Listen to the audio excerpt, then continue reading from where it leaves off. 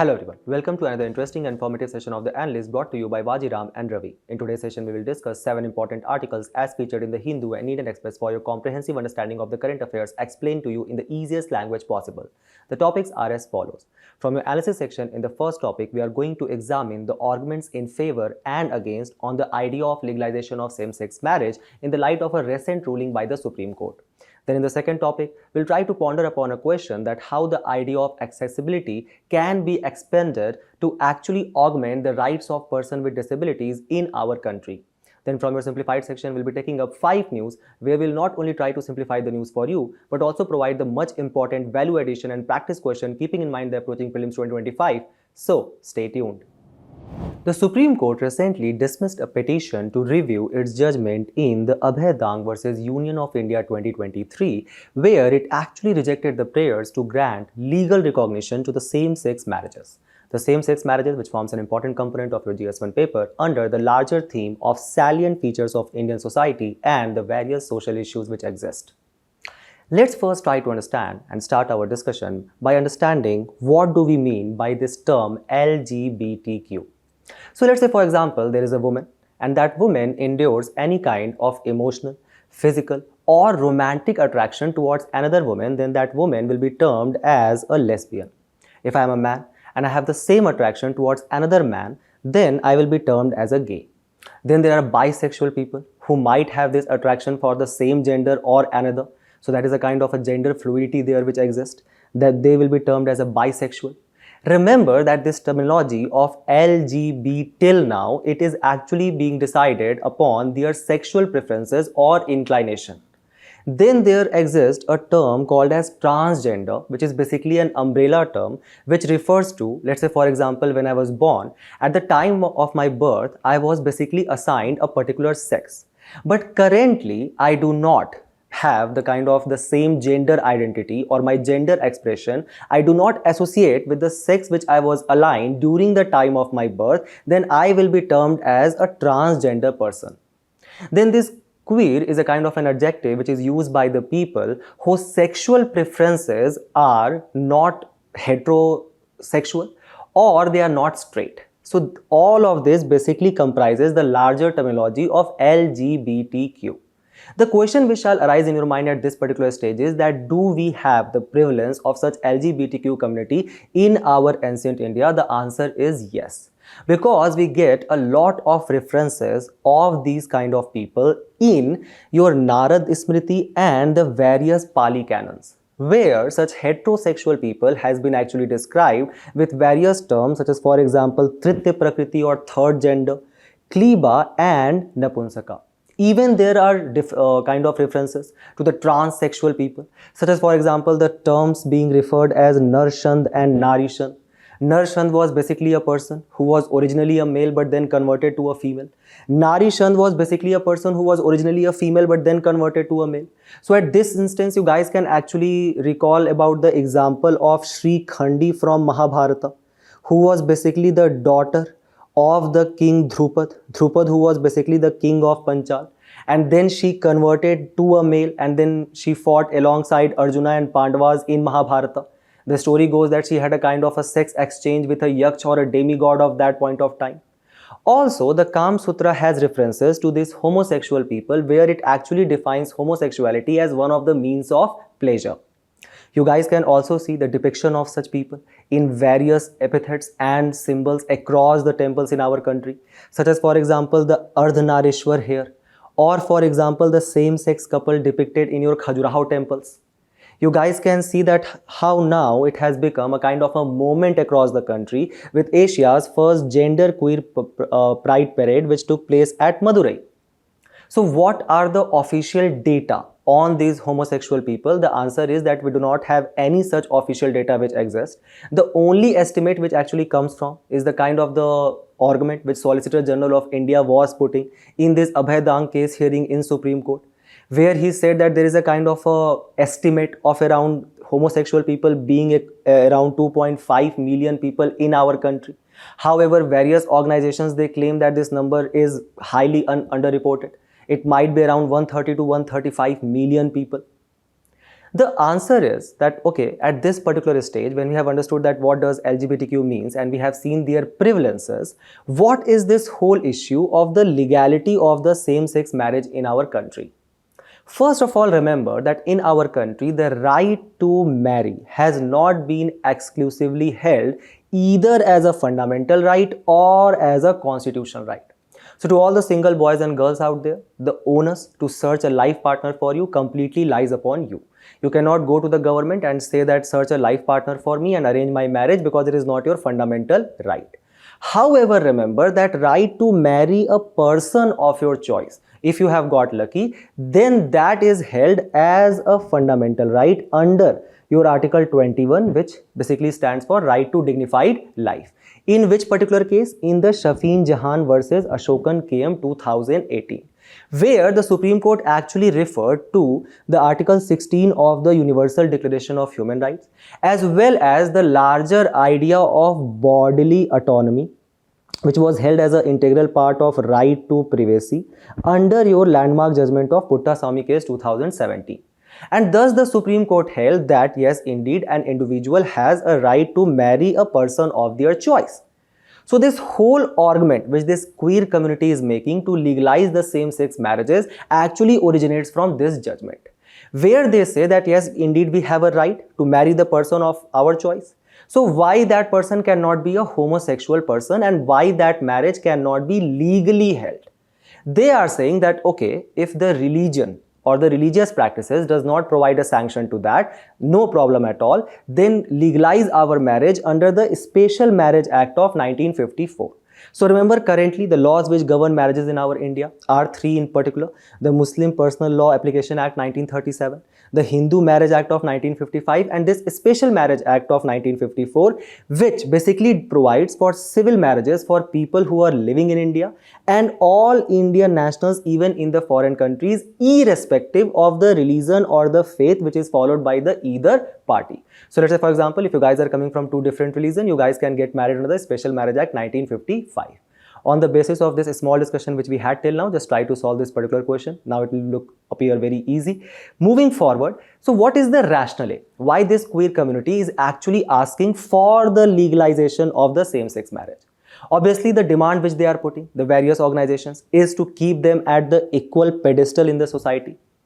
The legal aspect actually arises from the Navtej Johar versus Union of India 2018 judgment, which basically, where the judiciary, it actually abolished the section 377 of the erstwhile Indian Penal Code, which actually provided for the criminalization of the homosexuality. And it also held that all the constitutional rights which are available to all the normal people shall also be transferred to the homosexual people. So the idea is what? What does this constitutional right actually contains? It basically contains Article 90, the freedom of speech and expression, the freedom to freely move and reside at any part of the country. And it also contains your Article 21, or the right to dignified life. Remember that right to marry a person of your choice also forms the part of your Article 21. So this is what the demand of queer community actually is, that okay, if we can marry, then let us marry the homosexual person and then legally recognizes it. Then there is also a kind of a precedent from the Sabrimala judgment of 2018, which basically held that the society must eventually pave way for the constitutional morality. What is the constitutional morality in aspect of this particular issue? So let's say, for example, there is your Article 14. Article 14 provides for what? Right to equality, the equality before law and the equal protection by the law. So the idea is what? That all the laws which exist, they shall treat each and every citizen equally. Similarly, Special Marriage Act 1954 is also a law. So under that, if there is a homosexual person and they are not following or breaking any kind of religious practices, then their marriages shall also be upheld. That is one of the arguments. Second is that if the state is saying that no, we cannot do that, then you are basically violating what? Article 15. Article 15 actually prohibits the state that it cannot discriminate the citizen on the basis of what? Race, religion, sex, place of birth and caste. So you are basically violating the people or violating the rights of the people on the basis of what? Their sexual orientation. Then obviously there exists the larger idea of Article 21, or the right to dignified life. Then, because these marriages of homosexual people has not been legally upheld in our country, that leads to the deprivation of their various legal rights, such as for example their legal rights of inheritance, adoption of a child. Let's say for example, if I am a homosexual person and I have a partner, we both cannot go to the bank and open a joint bank account. So let's say for example, tomorrow if I had certain kind of savings, and let's say some kind of mishappening to take place and I die, then what will happen? Obviously this account cannot be used by my spouse or my partner. Similarly, I cannot have inheritance right. I cannot adopt a child as well, right? If you guys can recall, we were having a discussion on the Assisted Reproductive Technology Act and the Surrogacy Act, and there how we read that these people, these homosexual people, they cannot avail surrogate, so they cannot enjoy the parenthood at all. So they are deprived of various legal rights which are normally applicable to the larger citizen.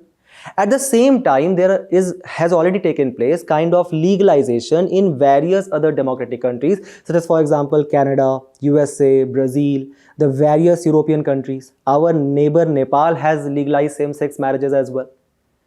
And if they are deprived of all of these rights, what it eventually leads to, as per the Living with Dignity report, it leads to various kind of social stigma and ostracization, where they are basically home deprived, or they are just, kind of, they run away from the home because of the kind of humiliation they face there. Many of the time it also takes the part of physical violence upon them, which basically undermines what? Their self-respect, their self-esteem in the society. There is a kind of an ostracization which these people face. Even if they go to police or neighbors to call out for help, they are facing various kinds of harassments there as well. You guys can see the case of Vidhi and Arush here. The names has been changed. That how they have actually moving into various cities to rent a room, where they have to actually hide their identity. Otherwise, they will be called upon to vacate the room immediately. Also, just look that how it is eventually kind of depriving their access to education, health, jobs, etc. Such as for example, 58% of the members from the transgender community in the Kerala, it actually dropped out of the schools before completing class 10th itself. 99% of the respondents faced more than one instance of social rejection, and 96% were denied employment opportunities. In 2018, out of the 810 cases of the human rights violations faced by sexual and gender minorities in South Asia, 372 were reported in India itself. 40% of these cases were related to physical assault. So when these people are facing all of these social issues, they are demanding for a simple right to kind of, provide a kind of recognition to their union, to their civil union.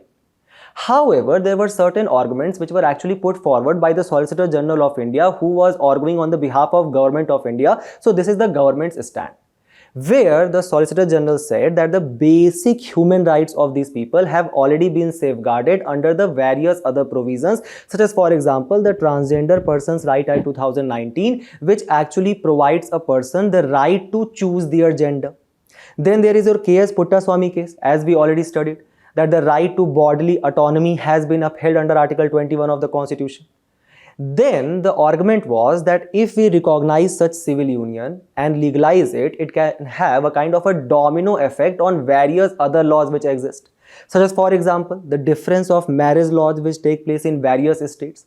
So there will be a kind of a repercussion from these states as well. For example, various states like Odisha, Andhra Pradesh, Tamil Nadu have outrightly rejected the idea of same-sex marriage. Then it can lead to a kind of a issue with the Juvenile Justice Act 2015, which basically bars that, let's say if I'm a single parent, a single man, I cannot adopt a child, right? So in this particular case, let's say for example, if there are two men who are living together, so in that case, we'll need to amend this Juvenile Justice Act 2015, and this whole idea of parenthood, that will alter as well. Then there is no religious sanction, such as for example, the concept, if we look at the various Puranas or the Mahakavyas, they emphasize upon the concept of Kanyadan or the Saptapadi or the Saat Fairies which are taken by the couple. Also, there are various texts, for example, Arthashastra, Manu Smritis, various Dharma Shastras, which basically criticizes the practice of homosexuality throughout and even penalizes it. In your Muslim laws, the homosexuality is completely bad. So all of this issue takes place, and if we are going to legalize it, it is eventually going to violate what? The Article 25, which is a fundamental right, where you have the right to kind of profess and propagate and practice your religion. So you can say that this particular practice is violating my religious practices. It will also impact the traditional fabric, where the concept of procreation is a kind of an integral to our Indian society. As well as the idea was that it can have a significant impact on the future generation, where the National Council for Protection of Child Rights said that the child, let's say for example, if adopted by such homosexual person, that child will face social ostracism, over a period of time depression, kind of bullying, let's say in school or in the job. And because these people are themselves deprived of various kind of socio-economic opportunities, it can eventually kind of put the future of that child in the danger, and thus make them fall in the vicious cycle of poverty. Thus, let's try to understand that what Supreme Court held in the Abhay Dang versus Union of India 2023. First of all, it declined to legalize the same-sex marriage, placing it upon the parliament that it is complete prerogative of parliament and the state governments to make the laws.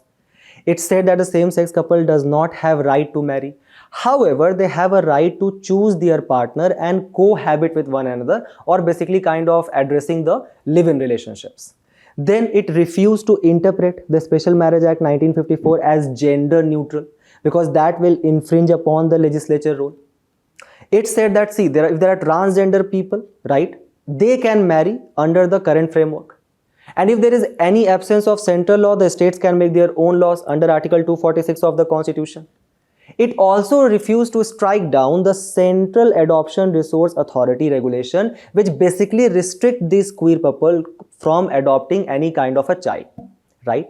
So the queer couples, they do not have right to adopt, and these couples do not enjoy a right to a civil union. So the government is not going to kind of recognize their right to civil union under the Article 19 of the Constitution. However, as a way forward, there were certain very important directives which were laid by the Supreme Court, which you guys can use in your answer. First is to ensure that this queer community is not discriminated against because of the gender identity or their sexual orientation. To sensitize the public about the queer identity, and how we can do that, how we can reach to this larger public sensitization, by further integrating the role of the organizations which are working for their rights, such as for example the Humsafar Trust and Nazariya, etc. Then the Supreme Court said that there shall be establishment of a hotline number where this queer community can access, right, the rights which are being provided to them and all of that. And how these rights will be decided, so the Supreme Court specifically directed that there will be a committee which will be headed by the cabinet secretary, who will eventually decide upon the rights about these queer people. Then there shall be safe houses in all districts to provide shelters to the members who are facing any kind of violence. A ban on treatments that actually aim to change gender identity or sexual orientation. Intersex children are not forced to undergo any kind of operation. No person shall be forced to undergo any kind of hormonal therapy, and to ensure that there exists no discrimination in access to goods and services. The idea is that if we follow these directives on the government level, obviously the kind of the rights which these people enjoy, that is further going to extend. But at the same time, it is also our fundamental duty under Article 51A of the Constitution to ensure the spirit of brotherhood and fraternity among these people, to make sure that the social ostracization does not take place. On the basis of this, just try to attempt this particular question. If possible, comment your answer and we move forward to the next news, where the lead editorial, it actually puts impetus upon the need for expanding the idea of accessibility for the aid and development of the people with disabilities in the country in light of a recent judgment, which forms an important component of your GS2 paper under the theme of government policies and the interventions. Let's start our discussion by understanding what do we mean by a disabled person. So as per a definition given by the World Health Organization, it is basically a person who is facing any kind of impairment or impediment in activity learning and participation restrictions, which are basically considered normal for other human beings. And as per the United Nations Convention on Right of Person with Disabilities, these people, they basically form a kind of an invisible minority, where such disabled person constitutes 1.3 billion of the population globally. 80% of which basically resides in the developing countries and 70% of them resides in the rural countries. The idea is what? that if we look at the specific India data, then it basically tells that from the census 2011, in our country there were around 2.6 crore disabled people, or around 0.5% of the population of that point of time. But as per the World Health Organization, this particular people who are disabled, they might have reached to a staggering number of 5 to 6 crore by the year of 2022. Thus, taking the cognizance about the rights of these people who are basically facing various kind of disabilities, the government came up with Right of Person with Disabilities Act 2016, under which it actually recognized 21 different types of disabilities, such as, for example, your locomotor disability, which is basically a person who has been a victim of acid attack or has faced, let's say, for example, leprosy or polio. Or for example, intellectual disability. Let's say, for example, if I am unable to comprehend information or understand it in a very short span of time, or if I am suffering from autism or dyslexia. So all of that will fall in what? In intellectual disability.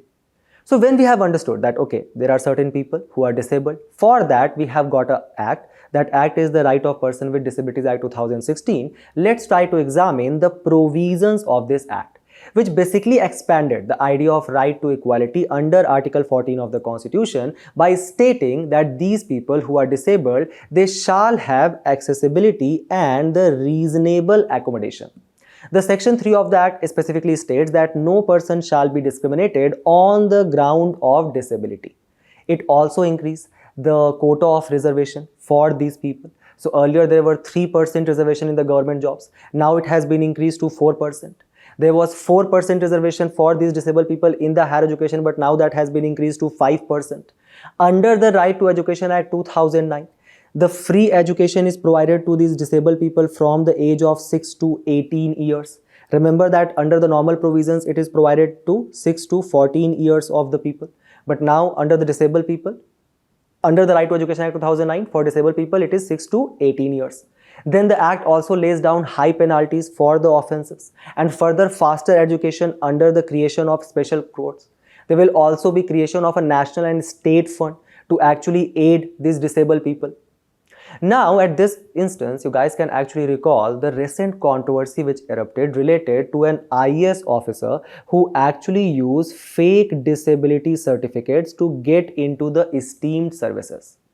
So in response to that, the government did what? It actually brought certain changes in your right of people with disabilities rules 2023 by actually making the norms much more stringent. Let's say, for example, if I am a person and I am disabled and I want a disability certificate now. So now I should be mandatorily be submitting a proof of identity. Let's say, for example, my Aadhaar card, PAN card, or interlinkage of that. Then there will be a creation of a medical authority. This medical authority will now be dealing with the processing and the availing of my application after a very proper scrutiny. Earlier, this scrutiny period was actually held to 1 month, but now it has been extended to 3 months. At the same time, if this medical authority is not going to take any action on my application for the period of 2 years, then my application is actually going to be lapsed. So the norms has made much more stringent. And thus, there is a national platform for the right of disabled person called as NPRD, which actually protested against this tightening of the norms and actually called for the government to just withdraw these rules, highlighting that if these rules will become much more stringent, it will lead to the further exclusion of this person with disabilities from education and the government jobs. So what are the major issues which are being faced by these disabled people as highlighted by the National Platform for Right of Disabled Person? First and foremost is obviously the social stigma which prevails, where there is limited awareness in the larger section of society about the different types of disability which actually exist, where these people are just termed as mentally retarded, crippled, or for example wheelchair bound, because of the lack of awareness among the people. A great depiction of that was in a very famous movie called as Tare Zameen Par, where the protagonist Ishan was actually suffering from dyslexia. So he was actually unable to read and comprehend the information at the same speed just like other people. and his parents being completely ignorant of that, completely unaware of that, kept on pressurizing him, kept on scolding him and criticizing him for his inabilities, eventually leading to a kind of the child being going into the depression or the lack of social esteem, where obviously he was not able to earn the title of pride in the rat race which is being ensued in our country. Then obviously there exists kind of exclusionary system for this person with disabilities in our country, making them the larger services which exist for them kind of non-accessible or inaccessible. For example, let's say if I am a person who is visually impaired and I want to go to the school. If I go to the school, there is not a book with a braille system, so I will be unable to read. So obviously my rights under Right to Education Act 2009 has been violated. Let's say now I want to go to the court to seek justice. But when I reach to the court, I realize that this place of providing justice is itself inaccessible to me. Just look at the report that was released by Center for Research and Planning of the Supreme Court about the district court complexes which exist in our country. According to which 50% of these district courts do not have ramps, 25% only had some availability of wheelchair, and 5% had tactile paving to actually assist the visually impaired person like me. Then obviously all of these issues are further augmented by the poor state of health infrastructure which exists in our country. Such as, for example, the World Health Organization actually suggests that many of these disabilities are actually prevented if they are cured or treated on a particular time period. But in our country, obviously, there exists what? The poor health infrastructure at primary and secondary level of hospitalization. Then even if I want to get treatment, let's say of my cornea, of my eyes, then for that I would be going to some private hospital where they will be asking for high out-of-pocket expenditure which I cannot afford, considering the large-scale poverty which still prevails in our country. So all of these issues basically leads to what? The violation of the rights of these people. Such as, for example, just look at the proportion of the disabled population and the various kind of disability which exist. Highest obviously being in the moment. Then obviously, if we look at the educational status of this person with disabilities, the total literates were around 55%, and remember the labor force participation rate for these disabled people, it is as low as 23%. And is the government taking some very stringent movement to actually increase the expenditure to actually kind of aid these disabled people? The answer is no. Just look at the union budget allocation specific to person with disabilities as a percentage of GDP, which has actually declined over the course of the years. So when these people, they are facing all of these issues, the government has actually come up with certain innovative steps. Obviously following the directive under the Article 41 of the Constitution, which directs the state government to provide public assistance in the case of disability. Following which, the government actually adopted the United Nations Convention on Right of Person with Disabilities in 2006 and ratified it in 2007. It also launched a unique disability identity portal for them.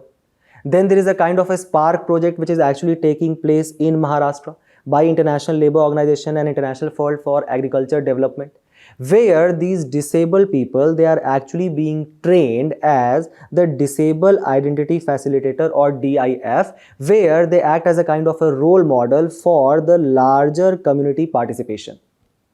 Then to further create awareness among the society, there is a GLAD network which has been launched by UNESCO. The Chhattisgarh government has actually come with a very innovative initiative where it is actually nominating one disabled person per panchayat to ensure their inclusion in the political sphere as well. And the article today actually emphasizes upon the Accessible India campaign which has been launched by the government. Under which ministry? Under the Ministry of Social Justice, where the idea is to actually ensure barrier-free and conducive environment for these disabled people. Remember that the specific provision of Person with Disabilities Act 2016 actually provides for non-discrimination of these disabled people in transport and built environment. The editorial today asks a very important question, and that is that this idea of accessibility as enshrined in this Person of Disabilities Act 2016 is not only limited to transportation and this built environment. Rather, it also extends to their right to information, So they shall be accessible to this as well. They shall be accessible to various kind of social justice.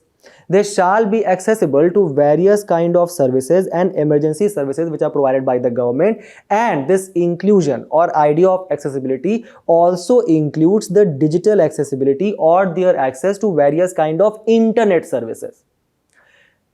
Taking the care of which the government has launched this Sugam Bharat Abhiyan or the Accessible India campaign, under which the government is taking these ramps in public places, the accessible transport for them, the tactile flooring in public places, this accessible information communication technology, the braille signage for visually impaired, the sign language for hearing impaired.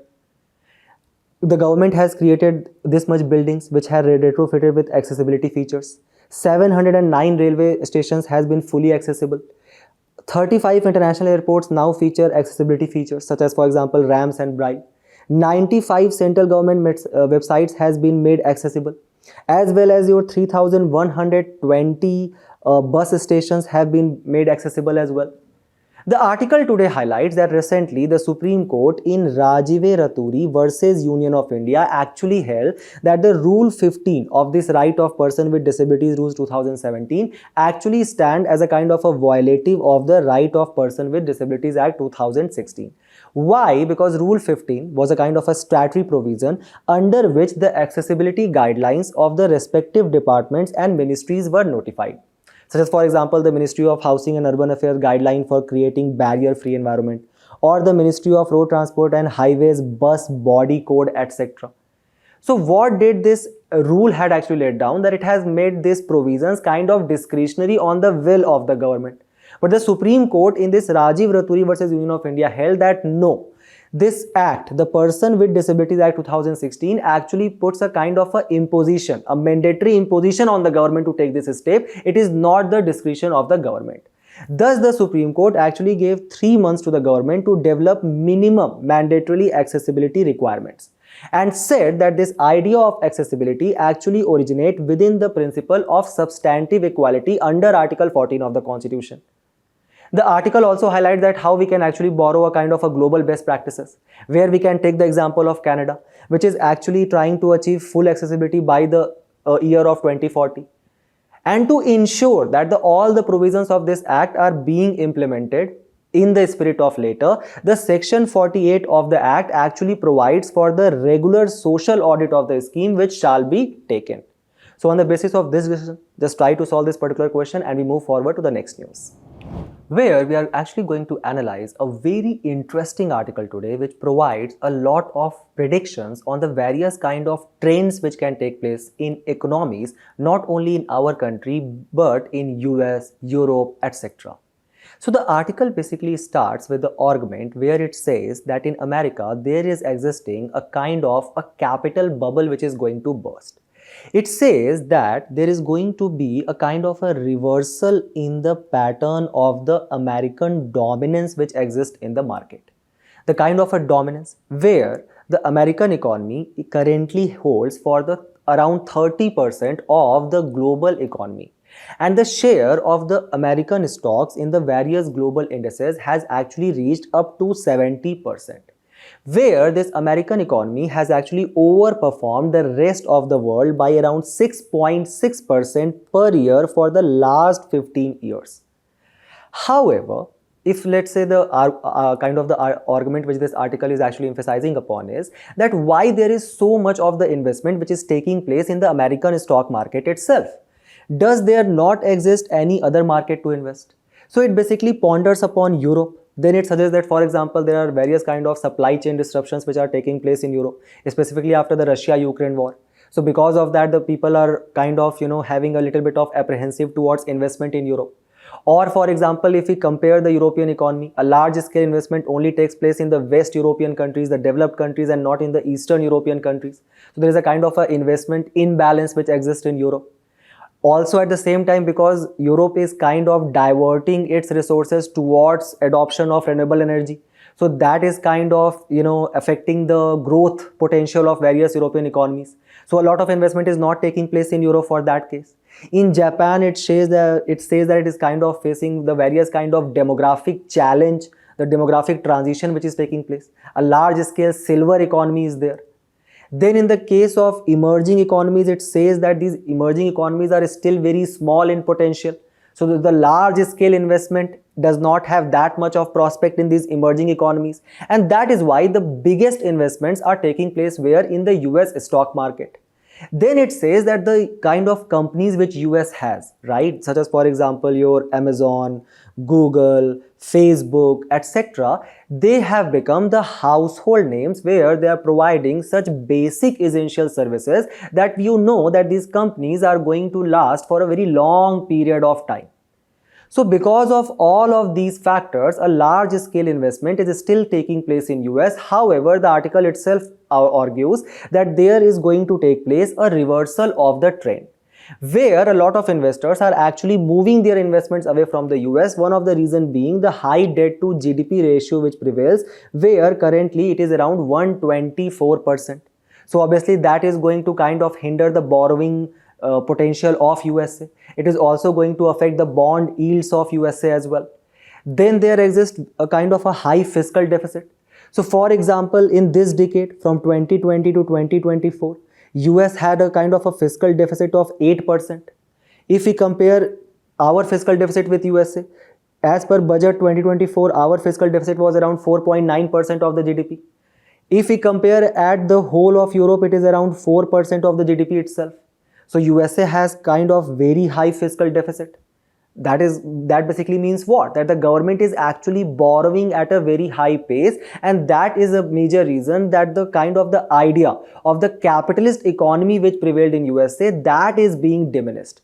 For example, the article suggests that now the 20% of all the jobs which are being created in USA, that is actually being funded by the US government or from the public fund, and that reflects in the high fiscal deficit or the high spending by the US government.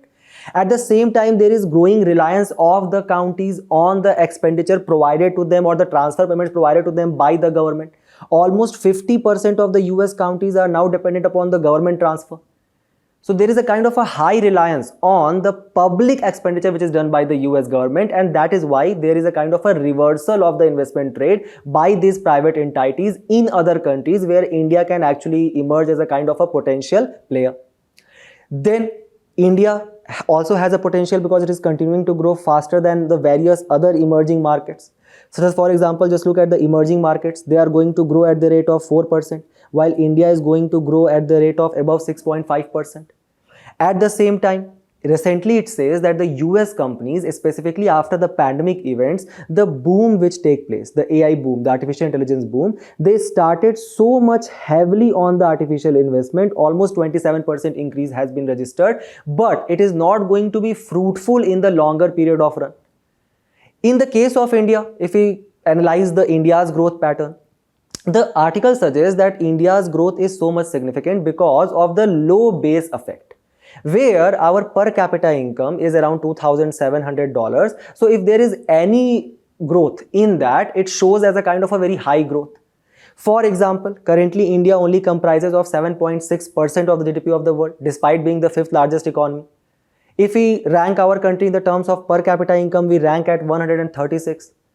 If we just kind of evaluate our growth numbers to the kind of the things which are taking place at the grassroots level, at Human Development Index we have ranked 134, and in Global Hunger Index our ranking was 105. The article suggests that the majority of the gross fixed capital formation growth which has been done, it has been actually done because of the high capital expenditure by the government of India, which actually increased 37% in the budget 2024. And then in our country, what we are facing is a jobless growth because the nominal GDP growth is around 9.6% as per the budget 2024. But as per the Center for Monitoring Indian Economy, our unemployment rate has also been increased by 6.8%, which means that we are expanding, our economy is expanding, but we are not able to cater to enough job creation. So that is also going to be a major problem. What are the other important trends? First is obviously the reversal of the recent pattern of the US dominance. So just look at the kind of when the US stock market, it actually performs well in a decade. It actually kind of underperforms in the next decade. So between 2010 to 24, the article is suggesting that it has done good. So maybe in the future, it is actually going to crash. Then inefficient US debt. More and more public debt is actually needed for, let's say, to create $1. So let's say, for example, if we have to create $0.7 in Europe, for that purpose, the public debt which is required is $0.8. If we have to create the same $0.7 in our country, then the public debt which will be required will be $1.4. However, in US, if you are going to create the same $0.7, you will have to take a public debt of $1.8. That is much higher than India and Europe. India has also seen increase focused on the infrastructure. So our subsidy, you guys can see how it has been significantly declined from the pandemic. However, our capital expenditure has significantly increased. The other expected trends are, for example, the majority of the key emerging markets, they are actually growing faster than the US, which you guys can see here. China is now actually has become much more cheap and attractive for investment. So that is obviously trying to curtail the investments which were flowing towards India. And that actually shows that the FDI has fallen, as we were recently discussing, right? So for example, just look at the price to earning ratio. It is the best in China and around 22 or 23 in India and US, 22nd and 23rd position. China is placed at 10th position here. In India, the small will no longer be beautiful. So if you look at the small cap, the annual return, that is actually going to decline over a period of time. That's what the article suggests. And the article also has made certain predictions. So some of them we have already discussed, such as, for example, the America will look less exceptional, or for example, the fiscal deficit in America is actually going to be a fatal flaw. The new stars are going to emerge. So it basically talks about the kind of a law of creative destruction, where these old companies, larger companies will eventually pay for new and small companies. The China is becoming investable again, so that will obviously kind of divert the flows which were coming to India. The global trade will actually grow without America, so that provide the space for the BRICS countries actually, right? What India can do at this particular stage is, first of all, the former RBI Governor C. Rangarajan has said that we need to chart a clear roadmap for the 2047 Viksit Bharat idea. The budget 2024, the government actually launched a Viksit Bharat scheme where it provided 75,000 crore rupees interest-free loan to the state to create public capital. Then actually to increase the further private investment, we should actually focus upon the various public-private partnership models, and the impetus shall be on sunrise industries, such as, for example, semiconductors, your solar PV modules, etc. And then we need to develop the self-sufficiency for critical imports, like such as, for example, lithium and oil. So that are the steps which can actually direct the India further forward in the direction of growth. Keep this in mind. We move forward to the next news, where the article actually tries to provide certain important reasons for India's economic growth slowdown which has taken place. So we'll try to understand the basic and important concept in the context of the prelims examination from this article. The article suggests that the first advanced estimate of the India's gross domestic product in 2024, which has been released by which organization? National Statistics Office, shows actually a kind of a decline in the real GDP growth rate to 6.4% from the 8.2% which was registered in 23-24. Which particular thing? Remember here, the India's gross domestic product. Now remember that when we talk about the growth rate of this nominal GDP, it is basically the sum of the real GDP growth rate, and what we add here basically the inflation, right?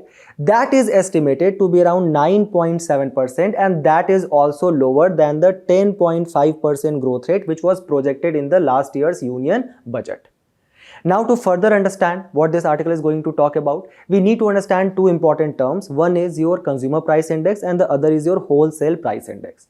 The consumer price index basically gauges the changes in the prices which are taking place from the perspective of a retail buyer like you and me, where we are, let's say, paying for our education, medical services, when we are buying small things such as, for example, the Parle G biscuit. The wholesale price index actually deals with the price changes which has taken place in the goods sold and traded by the wholesale business. So for example, if there is a large consignment of the very same Parle G biscuit and that has been sold to another trader in another state, that will fall under the wholesale price index. In consumer price index, because we as a consumer can consume both goods as well as services, such as, for example, if I'm paying for an OTT platform, all of that will be included in the CPI. In WPI, remember that only goods are included. So obviously the weight of food will be higher where? In the consumer price index. 46%, and it is around 24% in the wholesale price index. The CPI is released by the very same organization, the National Statistical Office, while the wholesale price index is released by the Office of Economic Advisor. The base year for CPI is 2012 and for WPI is 2011 and 12. When the Monetary Policy Committee, it meets and it decides to control the inflation on the basis of consumer price index combined, it is basically using the very same CPI data. On the basis of this very small discussion, just try to attempt this particular question. We will now try to understand, when we have understood CPI and WPI, we'll try to understand what is the difference between CPI and the GDP deflator. So let's say, for example, there is your nominal GDP, basically the GDP which is growing at this particular year. But then we have taken a base year. So from that base year, let's say the price was 100. Currently the price is 120. We keep this nominal GDP over this real GDP and we get what? The GDP deflator. So let's say, for example, we keep this 120 over this 100. This is your nominal GDP. This is your real GDP. The GDP deflator is currently 1.2%. What is the difference between this GDP deflator and CPI now? So CPI is basically what? The prices of any goods and services which are bought by final consumers. The GDP is basically, the deflator is the price of all goods and services which were produced domestically. So let's say, for example, the ISRO has produced a satellite, correct? And that satellite is going to be launched in the lower Earth orbit, right? Let's say, for example, the recent one, the SpaceX, correct?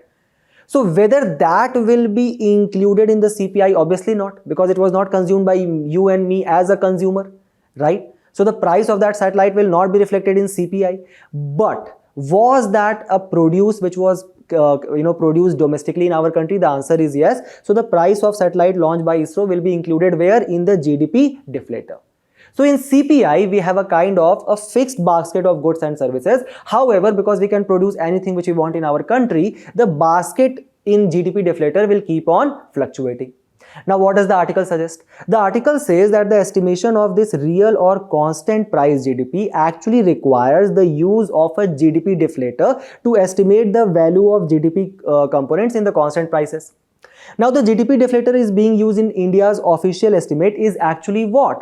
A weighted average of wholesale, that is WPI, and the retail price, that is CPI. The wholesale price index 2011-12 has shown high volatility over the past decade in comparison to CPI. So for example, it went up to 7.8% and then it almost declined down to minus 0.7%. So all of that has actually led to a lot of data discrepancies when it comes to the calculation of the GDP deflator. So for example, just look at the CPI and your GDP deflator. It has been kind of very close to each other. But if we just add the WPI here, there can be a lot of data discrepancies which can arise. The second important aspect is the elusive private investment, which is responsible for the slowdown in the economic growth, where the gross fixed capital formation, if you guys will see this blue line, this stands here. So as we can see in the recent years, the gross fixed capital formation has been declining. The major reason for that is the decline in the private final consumption expenditure as well, where the article suggests that because first of all, the government is doing what? So the government provided corporate tax rate cut, and the idea was that the corporates are actually going to invest these investments in the various public expenditure or the creation of the various capital. However, despite these corporate tax rate cuts, there has been no such positive response in the capital creation by these private entities. The government has solely kind of relied on creation of job aspect, where it is expecting that these private companies, they will follow it up by creating more capital and thus generating more jobs, such as for example the PM's package for employment and skilling, rupees 2 trillion spent on that, internship program for 1 crore youth.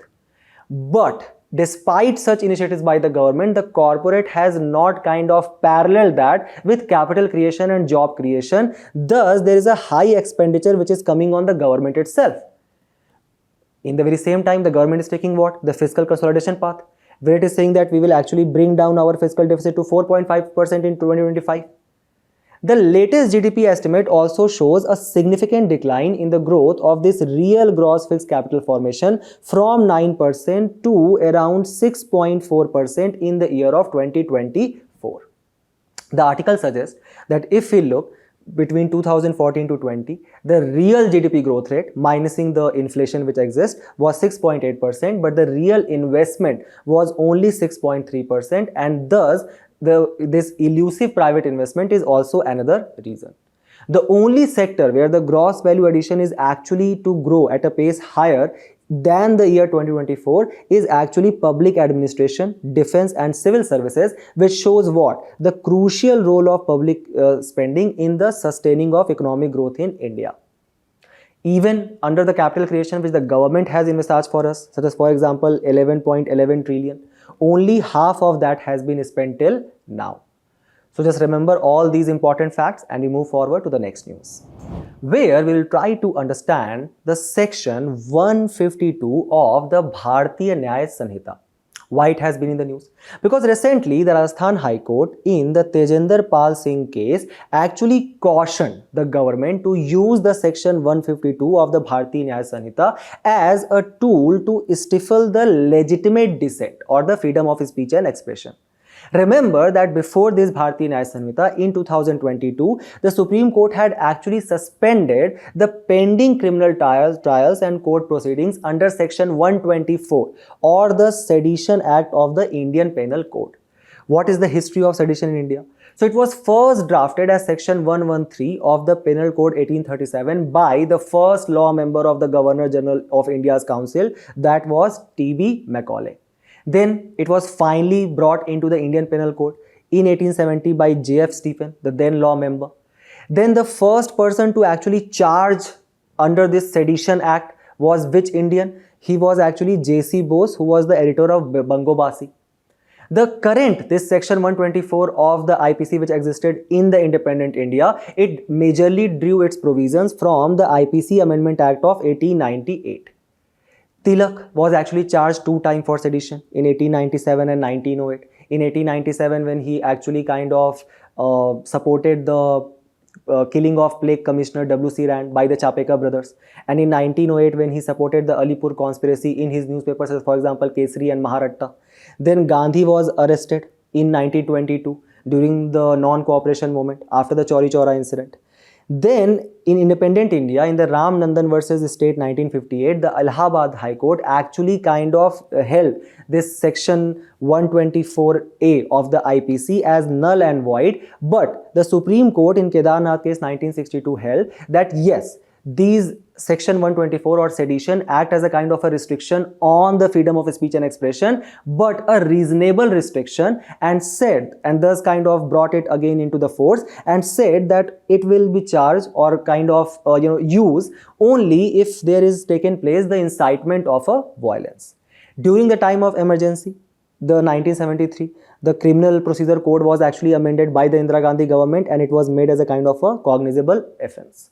Thus, when the Supreme Court actually kind of suspended the pending criminal trials under the Sedition Act, the Home Minister at that time gave a kind of a verbal proclamation that sedition would be repealed as an offence. However, in Bharatiya Nyaya Sanhita, it has been kind of revived under section 152, which does what? Which criminalizes any act of exciting secession, armed rebellion and subversive activities. Even though it does not formally use the term sedition, the recent decision hint that the spectre of sedition still looms large at the Bharatiya Nyaya Samhita. So basically section 152, it criminalizes the act which are endangering the sovereignty, unity and the integrity of India. However, these terms, sovereignty, unity and integrity, has not been defined in the statute. So obviously they are amenable to what? Expensive interpretation by enforcement authorities. Right? So let's say for example, if I as an individual just criticize a prominent historical or political figure, or I sympathize with a controversial public figure, that can be construed as endangering the unity and integrity of India or initiating legal action against a person.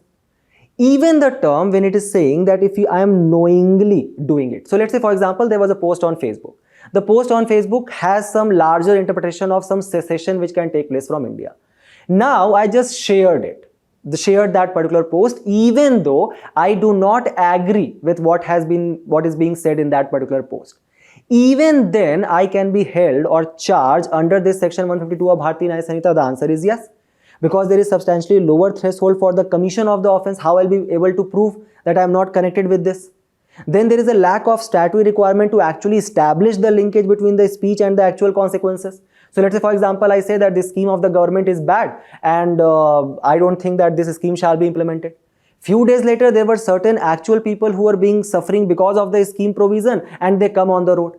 The government will say that I have incited them. However, my speech might not have a direct consequence on what is happening at the grassroots level. How I'll be able to prove that? The next is that obviously all of this section 152 of BNS can have a chilling effect on the freedom of free speech and expression under Article 19 of the Constitution. Even when there was a Sedition Act under your section 124 of the IPC, the NCRB data, the National Crime Record Bureau data from 2015 to 20 actually showcased that out of the 548 people who were charged under the sedition, only 12 of them were convicted. So there is a very low conviction rate which exists. So what are the safeguards which shall be taken as provided to us by the today's article? It says that there shall be a careful balance between the national interest and the freedom of expression, which has been laid down in the various precedents of the Supreme Court judgment, such as for example in Balwant Singh versus the State of Punjab.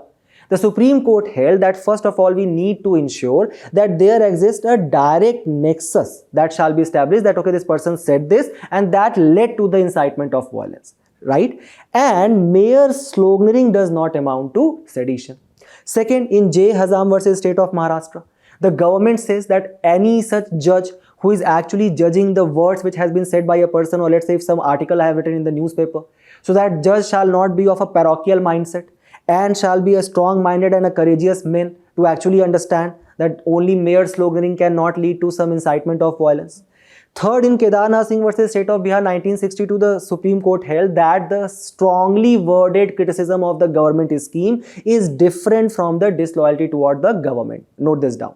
Then in DK Basu versus State of Bengal, the Supreme Court held that the government shall actually craft the set of guidelines for the enforcement authorities to actually implement the provisions of the sedition. And in Abram versus United States, the Supreme Court held to provide liberal space to thought, belief and expression. Not the Supreme Court of India, but the Supreme Court of USA, right? They SCOTUS, right? So remember all these important judgments and we move forward to the next news, where we'll try to understand that what are the new changes which has been introduced in the PM KISAN Samman Nidhi scheme. The PM KISAN Samman Nidhi scheme, which was launched in the year of 2019, which is basically a central sector scheme, which basically means that the 100% of the funding is borne by the government of India. By which ministry? By the Ministry of Agriculture and Farmer Welfare, under which it is a kind of a direct benefit transfer scheme, where the government does what? It says that okay, if there is any farmer and that farmer is a land holding farmer irrespective of the land size, then the government is going to transfer 6,000 rupees to you in 3 installments, equal installments. So that basically means that every 4 months the government is going to transfer 2,000 rupees directly in your bank account using the JAM Trinity. Remember that which are the farmers which are not included. If you are an institutional landholder, or if you are a farmer coming from a family who have held any kind of constitutional post, any kind of civil services or retired officers, or if you are an employee of a state or central government, even a public sector unit, or if you are a professional like doctor, engineer and lawyer, or you are a retired pensioner with a monthly pension of rupees 10,000, or if you paid income tax in the last assessment year. Just look at the states, the number of the beneficiaries which has been identified, that is around 12 crore, and the number of the disbursement, the recent data which has been published by the Ministry of Agriculture. Now there are certain issues which prevails with the scheme. First is obviously the insignificant income support. So just right now we were discussing about the consumer price index combined. So if the CPI has increased by 6% and the prices which we are transferring to the farmers as an income support has remained stagnant at rupees 6,000 from the last 5 years, obviously it's not like the purchasing power of the farmer is increasing. It actually has remained stagnant. They are unable to afford the same things which they were doing in 2019. So obviously the income support is insignificant. Then we talk about the eligibility criteria. It basically says what? That the farmer must own land. So what about the tenant farmers? What about the agriculture laborers who actually need this income support much more than the farmers? Then obviously this such direct benefit transfer, it actually does what? It actually increases the fiscal burden of the government. So the fiscal consolidation path which we are discussing, that is going to be hampered. And because these beneficiaries, they were earlier identified by the state government, it was actually leading to a kind of data discrepancies or the creation of a uniform data portal. And thus, to tackle with this issue, the government did what? It said that now it is mandatory for new applicants to obtain a farmer ID for the enrollment into Pradhan Mantri Kisan Samman Nidhi, right? Where they are going to receive about 2 lakh new applications monthly. So this will going to do what? It is going to ease the process for the farmers to avail themselves for the benefit of this central scheme. Remember the provisions. We move forward to the last news of the day, where the news actually highlights that how India has released compilation of the 10,000 human genomes from the 83 population groups, which forms an important component of your theme of science and technology for your prelims examination. So let's briefly understand what is this concept of genome, right? Genome is basically an organism's complete set of DNA, which is basically act as a kind of a blueprint for an organism's structure and function, right? Now, where this genome actually exists? In the cell of a person, right? Specifically in the nucleus. In the nucleus, where there lies chromosome. Each chromosome is a very long molecule of a tightly coiled DNA, right? Which basically contains what? Chromatin and your histones. Now, these chromosomes and their genes are actually made up of a molecule called as deoxyribonucleic acid or DNA.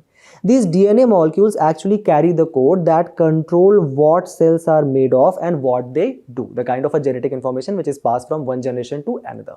So, for example, you guys might be asking your friends and parents that do they have diabetes, right? Because that can be passed as, let's say, from one generation to another.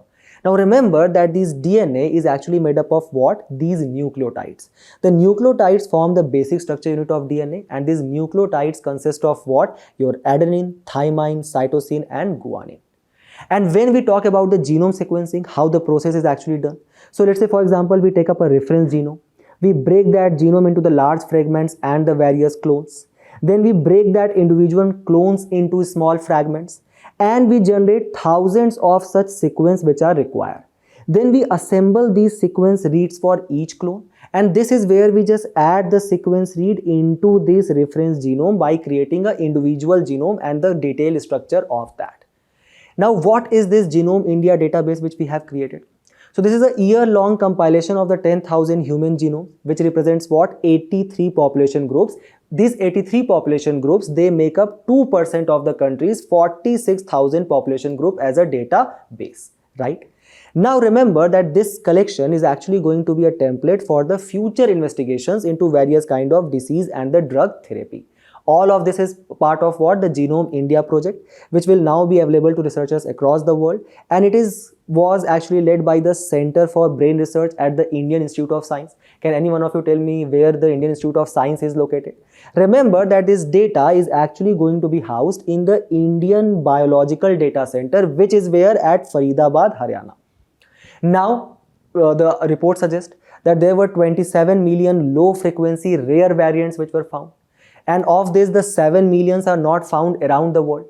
We are actually going to use this genome data to estimate the risk, adverse drug reaction and the DNA profiling databases, with which we can have what? Targeted clinical interventions and advanced precision medicine, which according to our Prime Minister is actually going to strengthen the biotechnology manufacturing.